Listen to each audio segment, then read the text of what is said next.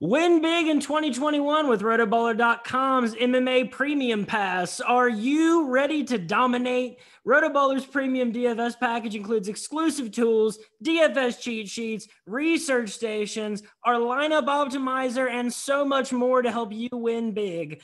For a limited time, and folks, once again, not sure on the expiration date on this, so I'd act quickly. Get your MMA Premium Pass for 50% off. Use my promo code Knuckler, that is KNUCKLER, one who throws knuckleballs, for another 10% discount. So just visit rotoballer.com/radio, sign up today, and start rotoballing like a boss. Hey, what's up, everybody? This is another episode of RotoBaller's official MMA podcast, Tap That. This is Brady Grove. I bring you yet another interlude episode of Tap That. With me today, he is 3-0 as a professional. His jiu-jitsu is artwork to watch. He recently moved to Colorado and signed a rare multi-fight deal with the top feeder promotion to the UFC, which is, of course, the LFA. Hunter Colvin, appreciate you being here, Hunter. Thanks for having me. All right, so first off, how has the move to Colorado gone? It's been great so far. I've been out here for about 3 weeks, and I love it. The training's good. The hiking up in the mountains is fun. It's been a great change for me. So to the folks at home who might not know, you are still training with Elevation, correct? Yeah, I'm at Elevation Fight Team currently. So for folks that might be a little newer to MMA, how would you explain, the reputation, the pedigree, the quality of coaching that you can get at Elevation and the quality of, training partners that you get to work with? Yeah. Being from a small town in Oklahoma, it's like night and day. It's Elevation is probably one of the top 5 camps in the world right now. It has a couple of UFC champions, several UFC fighters, and it's just, it's the best of the best training partners and coaches. So you had said on a few other shows, I know you have done, that you had gotten in a decent amount of amounts of like Neil Magny and Justin Gaethje's there. I believe you said, for example. That's a different quality. That's a different quality of human being. Some of those guys, they're a different level of animal, having been in the UFC for so long. Sure. Yeah, I 100% agree. Neil, especially, I think he's number 8 in the world right now, and it's in my weight class. And the fact that I get to work with somebody like that day in and day out, it's going to push me to another level for sure. And so you made that move in part because you're trying to get a higher level of coaching when it comes to your striking, right? Yes, correct. Oklahoma has really good jiu-jitsu, but as far as the striking goes, it's really lacking there. So that was the main reason I moved, was so I could get the striking training out here. Over the last few weeks, I have really gotten educated on the Oklahoma jiu-jitsu scene. Is there any sort of origin story? Like, why is it that Oklahoma jiu-jitsu, has become, such a staple in the sport? Well, it's 2 reasons. It's a grappling heavy state because of wrestling already. So we get a lot of wrestlers that are either done with college or done with high school wrestling, and they start in jiu-jitsu. And then Lovato, his dad, Lovato Sr., actually brought jiu-jitsu to Oklahoma in like the late 90s. So it's been in Oklahoma for a long time, and it's just had a chance to grow and, become something special. And were you born and like grew up full time, like in Oklahoma? Yeah, I've lived in Oklahoma all my life until now. Did you like wrestle in high school? I've heard you talk about your background before, and I know there was kickboxing in there, and you got started with jiu-jitsu pretty early, but I never heard wrestling. Yeah, just a little bit of wrestling, like here and there, but like I was really into kickboxing back then. I honestly didn't like grappling, so it took like, I would be doing kickboxing, and then some of my wrestler friends would take me down and kind of beat me up, just messing around. And I was like, okay, I need to learn some of this. And then found jiu-jitsu and kind of fell in love with that. Yeah. So I'll start with some more recent business. You were getting ready for, I believe, the Pan Ams and the Eddie Bravo Invitational the last time I heard you speak on any show. Did you end up competing at both of those events? Yeah, I competed at Pan Am's, and then the Eddie Bravo tournament didn't work out just because I was moving. It was like the same week that I was moving, and it was just too much, so that didn't end up happening. But I've done 5 of Eddie Bravo's tournaments. They're a good time.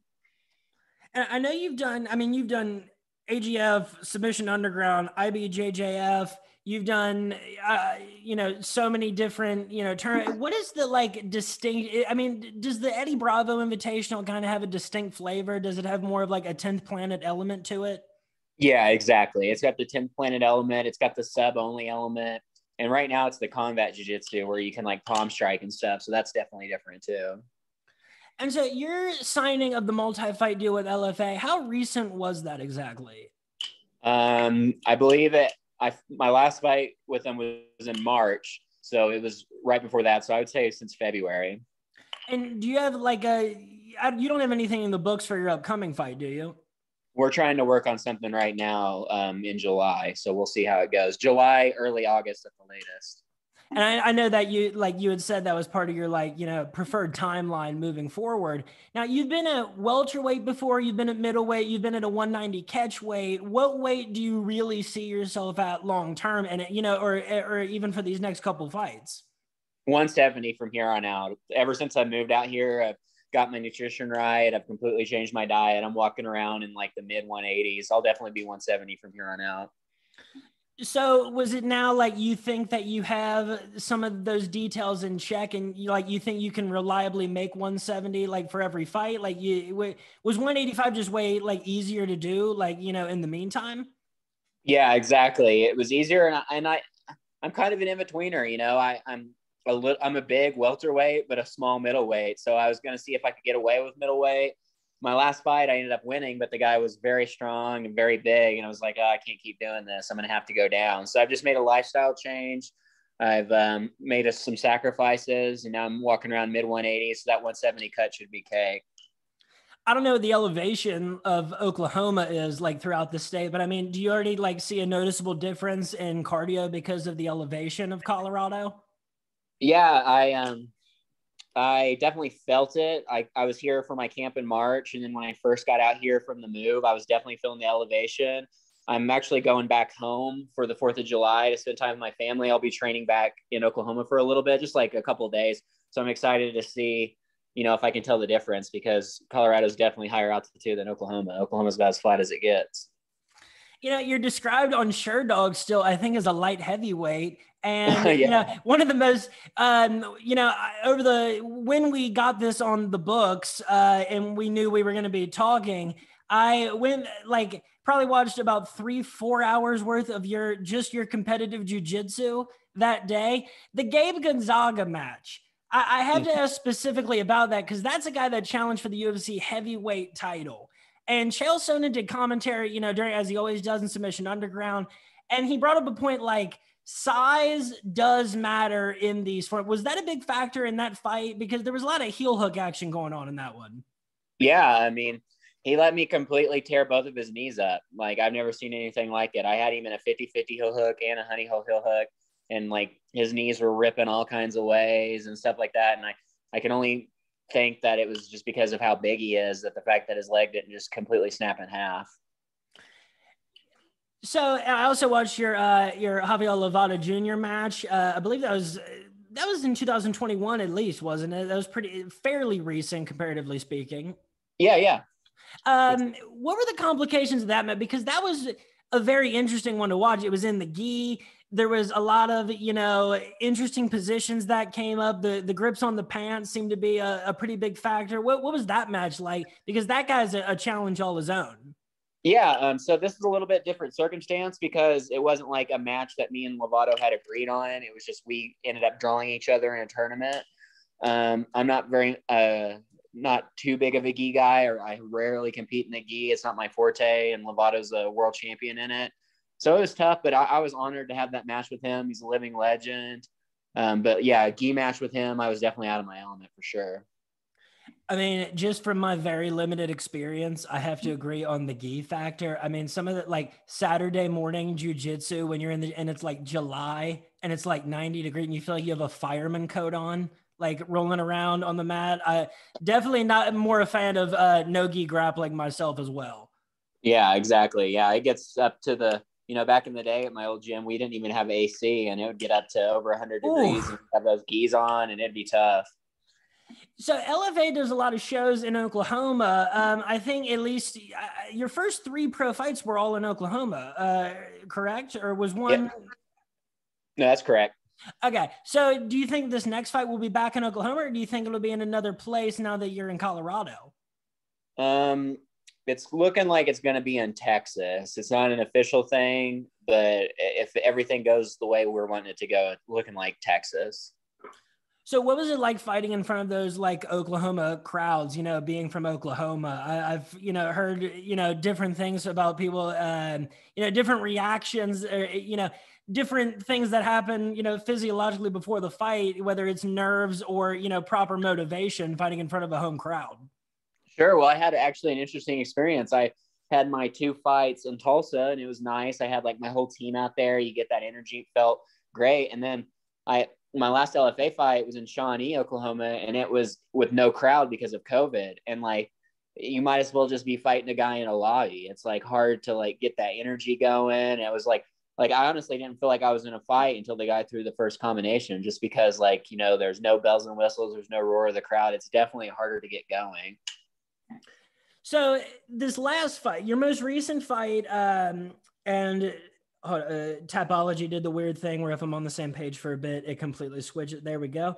Your last fight against Benoit Akebuna, that's my best try at that one. Round 1, rear naked choke victory. A lot of exciting scrambles, a bunch of really aggressive jiu-jitsu, a lot of submissions attempted. Ultimately, you get the rear naked choke. That was your first fight in LFA. It was your 3rd professional fight, 3rd professional victory, 3rd professional stop. What was going through your head, before that fight as you're getting ready to make a debut in a promotion like LFA? What are your reactions afterward? And how do you feel going forward after that fight? I feel great, man. I feel like that definitely proved that like my jiu-jitsu is a little bit, a couple levels above these guys. I think I already have UFC level jiu-jitsu. I just need to get UFC level striking. But as far as like the bells and whistles of the promotion, I love LFA. They're great to work with. And like, it's definitely a fast track to the UFC. But like, I have to go back to my jiu-jitsu experience. I've gone all over. I've been to Mexico, New York, everywhere competing in high level jiu-jitsu events with big stakes and, a big production value. So that experience definitely helped keep me calm during the LFA level change for sure.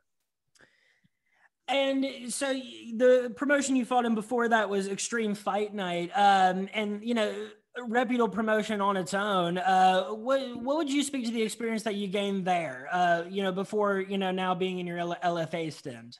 Yeah. It's a great, like, I was very fortunate to have that regional MMA because, regional MMA can get really, really like bad, it can get like pretty janky. So the fact that I was able to have that big of a production value and that nice of, backstage kind of setting. And it was on UFC Fight Pass as well. It definitely helped prepare me for the LFA level.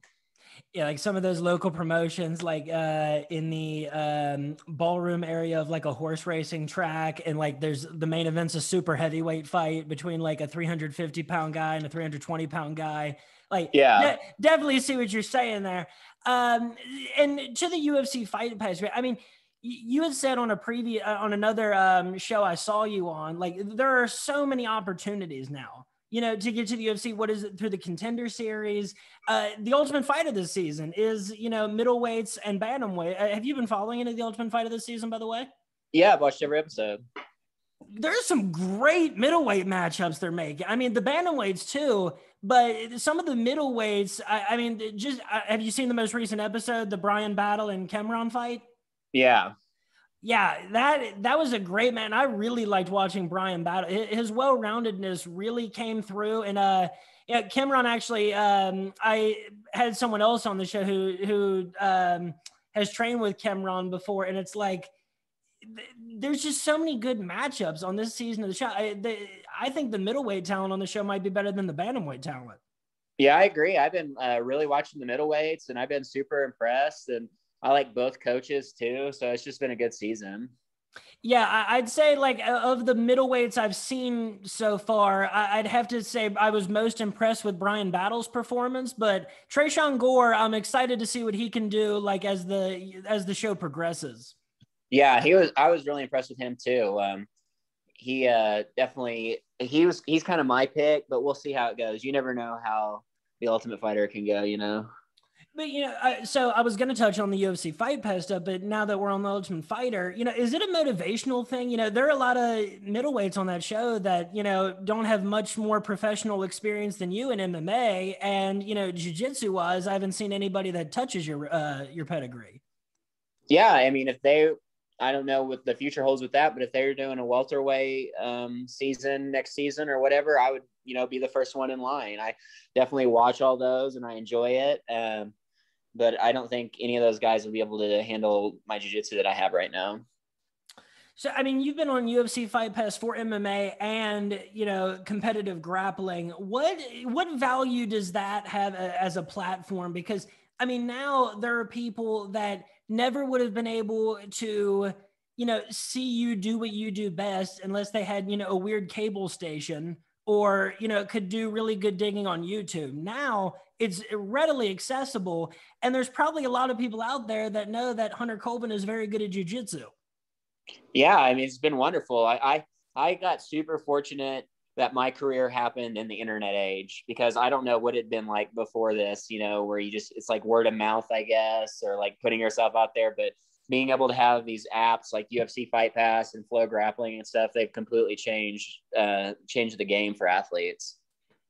And so again, for, folks at home that this might be newer to, some of the jiu-jitsu techniques that we see you, demonstrate in competitive grappling, some of those, rear mounted, rear naked chokes, some of those, a lot of the maybe more of the rolling Kimura, the hanging Kimura, or maybe even some of the heel hooks. Why are some of those no-gi grappling techniques that you demonstrate so beautifully in competitive grappling, why are they sometimes harder to transition to MMA? I just don't think a lot of MMA fighters do that much jiu-jitsu. And if they do jiu-jitsu, it's like, real basic jiu-jitsu, and like that stuff works, like for sure. Like you need the basics, like just your sweeps and your passes and stuff. But like you're starting to see the, new age grapplers emerge in MMA, such as Ryan Hall and Gary Tonin and stuff. And they're using all these different guards and leg entanglements and stuff. And I think that's really going to change the game, just because I see it, within my own training and stuff. You put certain guys in leg entanglements and you can tell they've like never been there before.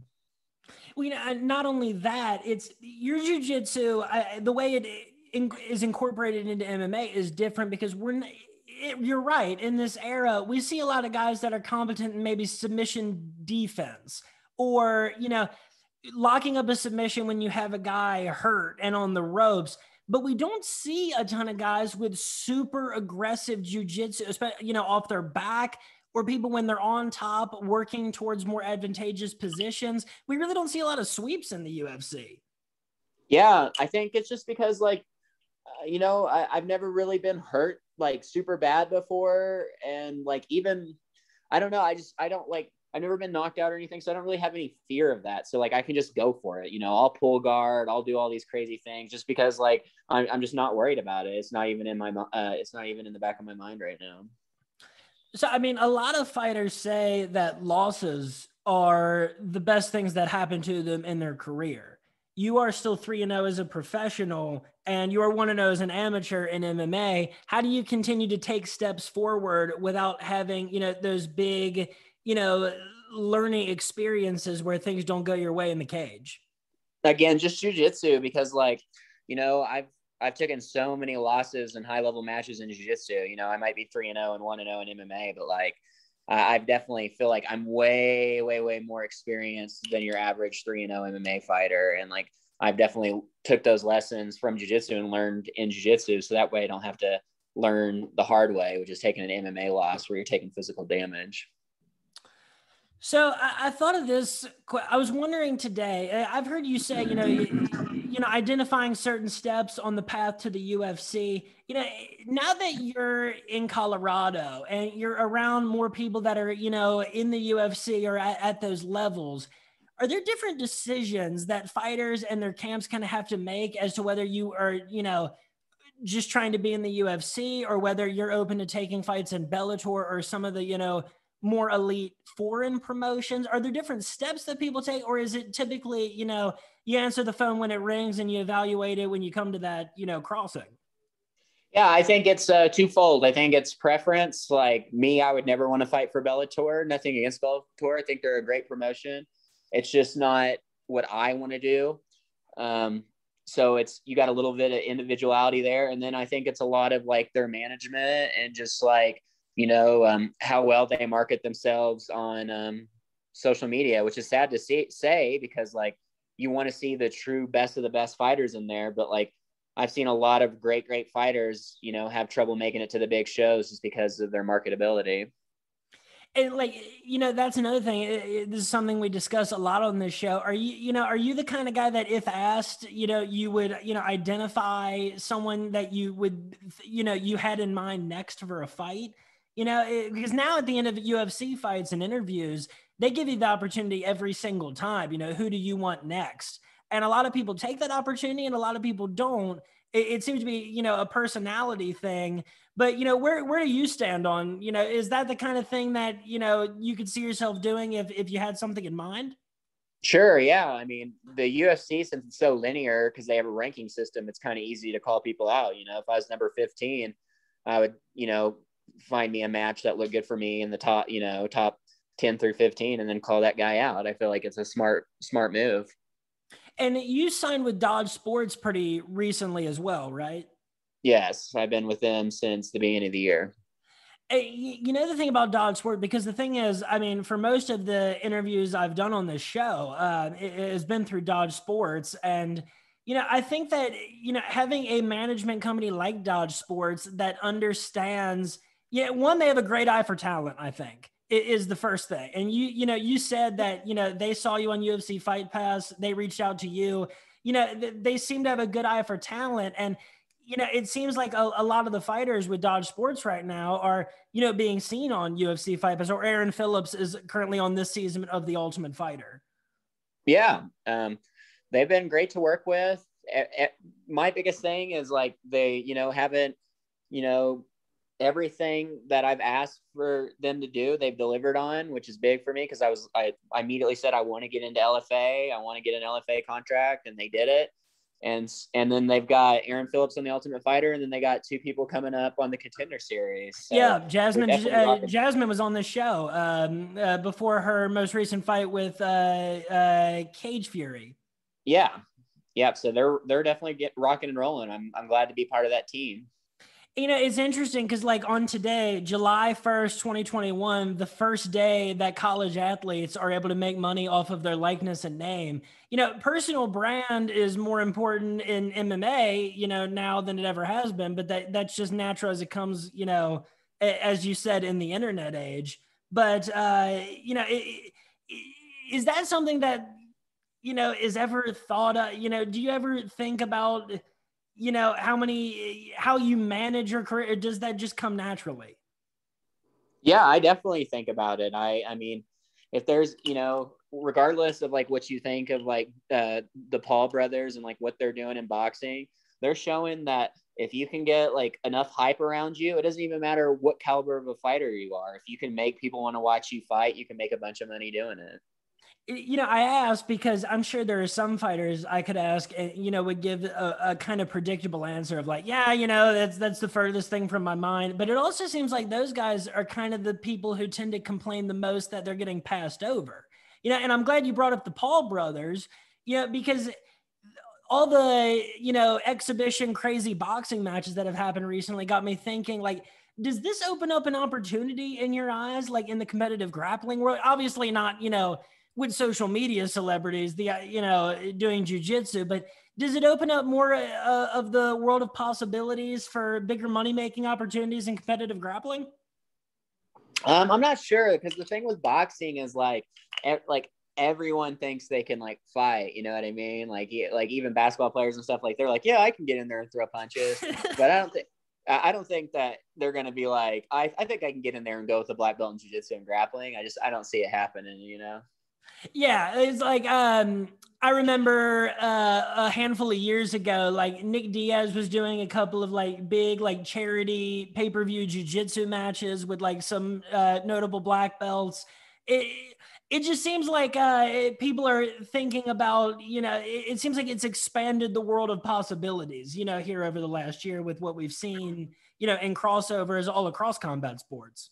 Yeah, I 100% agree. I think some people think it like makes a mockery of the sport and whatnot, but I mean, I know Jake Paul is like really on Dana White's ass about fighter pay, and I think that's a good thing right now, because he's showing that like he's making more money as just some random YouTuber than the top brass in the UFC.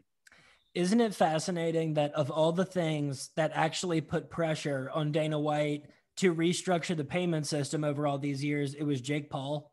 Yeah, I know. It's like, you can't write this stuff, right? So we were talking about the fact that you wanted to work on your striking more and, seeking the coaching that can make that happen in Colorado. I know you had kickboxing experience, as you said, as a teenager. What kind of, like Muay Thai kickboxing, more, European style kickboxing, Taekwondo, karate? What was the exact kickboxing background?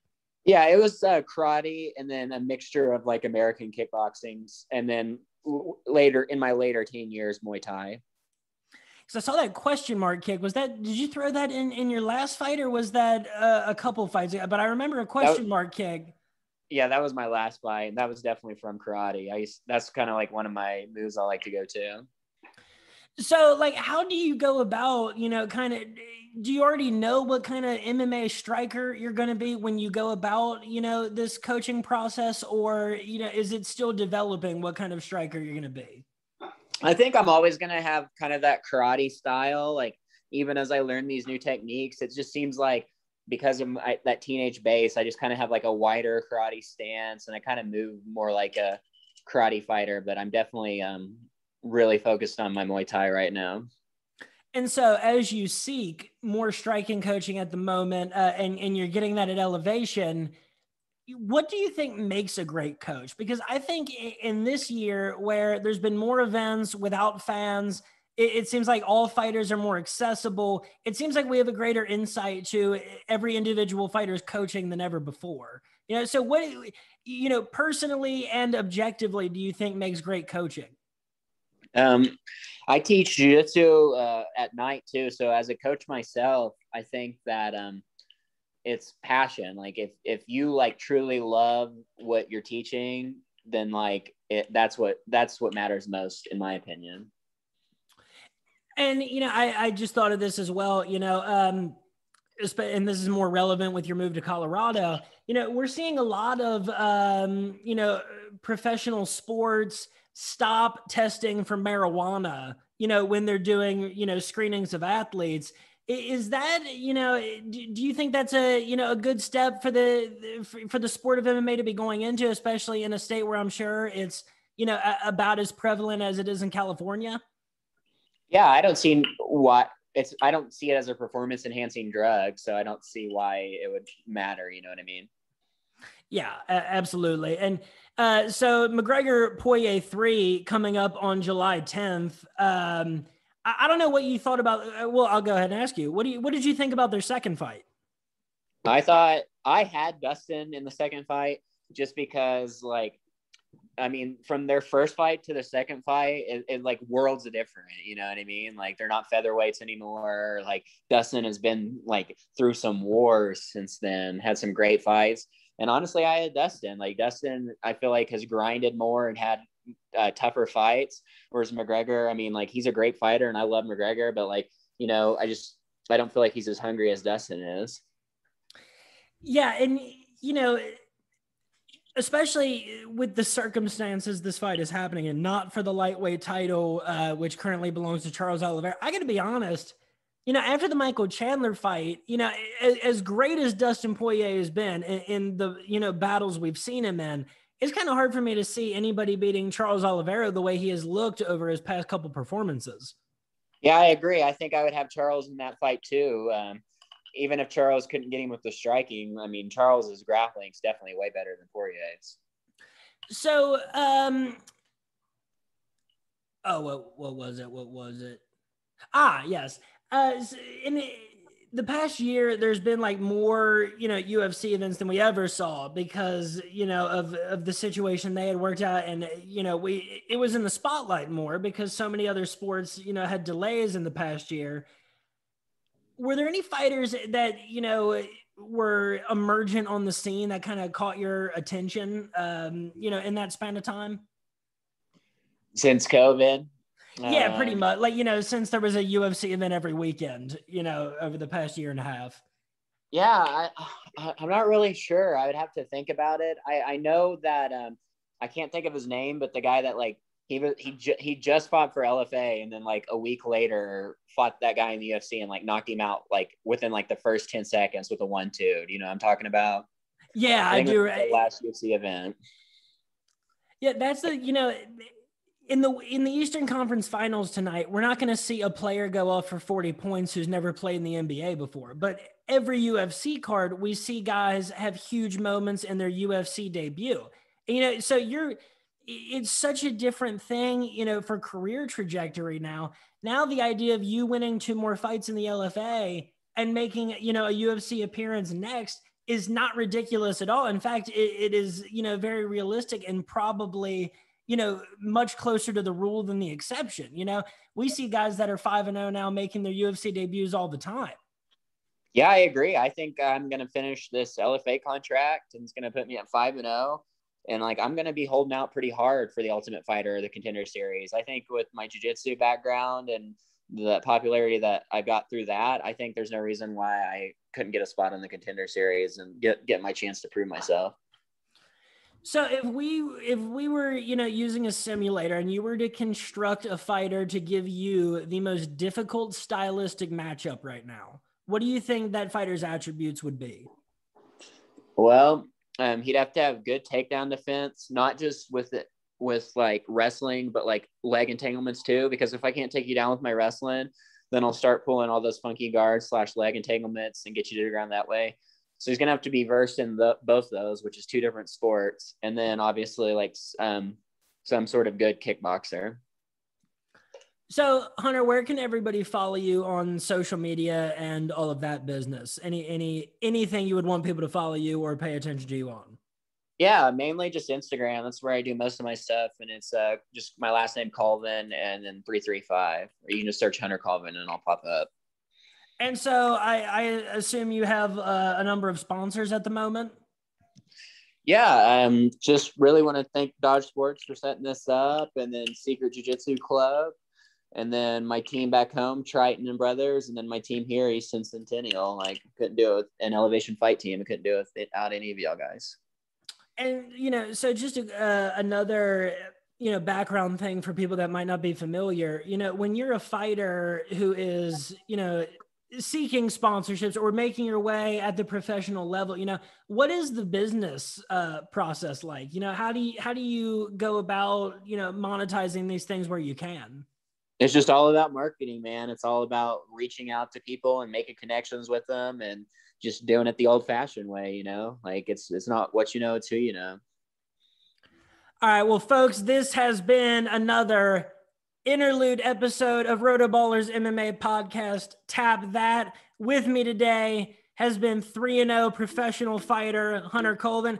Hunter, appreciate you being here so much today. Great episode. Thank you very much. Yeah, thanks for having me, man. It was a lot of fun. All right, folks, Tap That is going to get back to regular business next week before the McGregor-Poirier 3 card. Until then, have a good rest of the week, and we'll be back to business in a few days here. Have a good one, folks.